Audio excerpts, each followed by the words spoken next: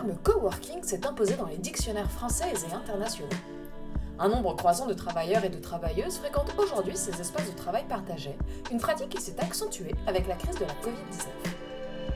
Si le coworking trouve ses origines dans le milieu des hackers des années 90, la pratique s'est démocratisée dans le courant des années 2010.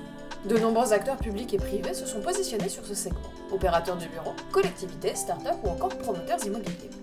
Depuis quelques années, de nouveaux modèles émergent au point qu'il existe aujourd'hui autant de manières de coworker qu'on dénombre de coworkers.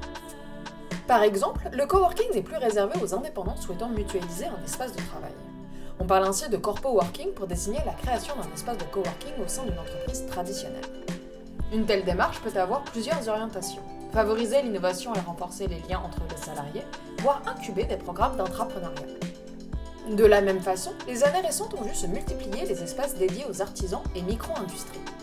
Mutualisant des machines-outils trop imposantes ou coûteuses pour de petites structures, ces lieux permettent de faire émerger de nouveaux écosystèmes de production, souvent au cœur de territoires en cours de reconversion. Autre modèle en vogue, les bureaux opérés sont des espaces de coworking proposant une vaste panoplie de services pour les résidents. Prêt d'équipements informatiques, services administratifs et comptables, etc.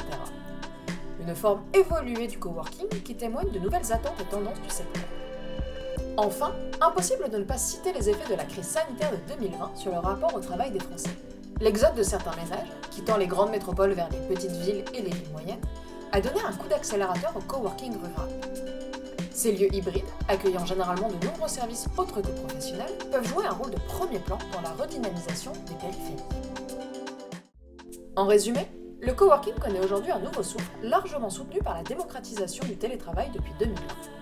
Les nouveaux modèles qui émergent soulignent la vitalité du secteur, avec une offre diversifiée sur le plan des usages, des services ou de leur localisation. Le coworking participe ainsi au renforcement des dynamiques locales. Il est à ce titre l'un des précieux maillons du développement économique des territoires.